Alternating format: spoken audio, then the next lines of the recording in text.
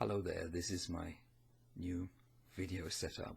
It's not quite sorted out yet, but I'm hoping it will be better sound-wise, so I can use it for different sorts of recording, and it will hopefully be a good setup. I wanted to just talk today about the idea of familiar spirits. It's an idea which obviously comes down to us through all of the folklore and the reports of witchcraft, that witches had familiars. And in my opinion, familiars are actually very important for a witch and for relating to the demonic. I think these are very, very, very helpful. A familiar is a spirit that you have a very personal relationship with, that has a place in your life, almost as a part of your household in a sense. And your relationship with the spirit will be different to your relationship to, say, high-level demons. Much more intimate and much more accessible, and it will just be of a different quality to the one you would have to, say, the demons or gods that you are devoted to. A familiar spirit can act almost as a sort of gatekeeper in a sense. In mediumship they talk about you having a gatekeeper, and a familiar spirit can act in this way. They can give you much more immediate advice about things. They can give you much more direct guidance,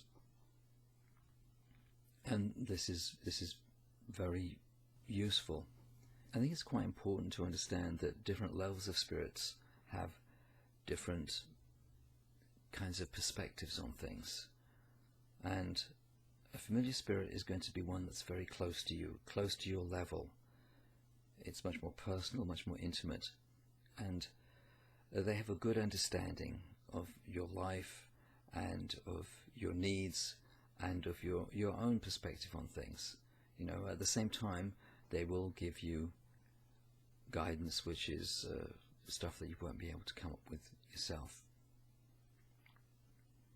So I think that a familiar spirit is a very, very helpful thing, and it's a very good thing to have.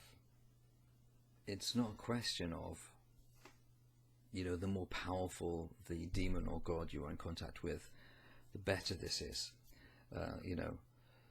Our devotion to our gods and our demons is immensely important. It's the crux of our religion. But your relationship to a familiar spirit is going to be very, very helpful.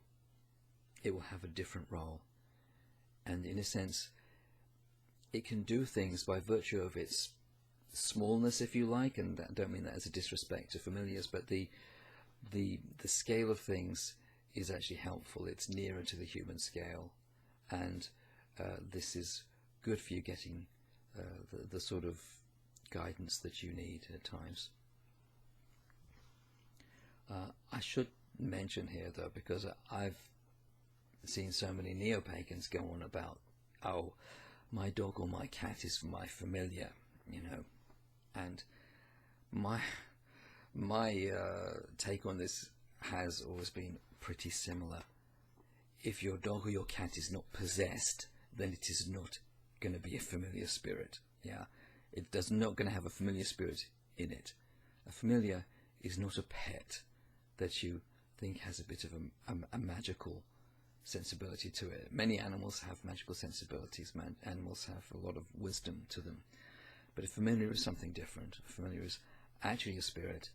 And so if your pet is one, not possessed, and two, not possessed by a spirit that's actually helpful to you, then it's not a familiar.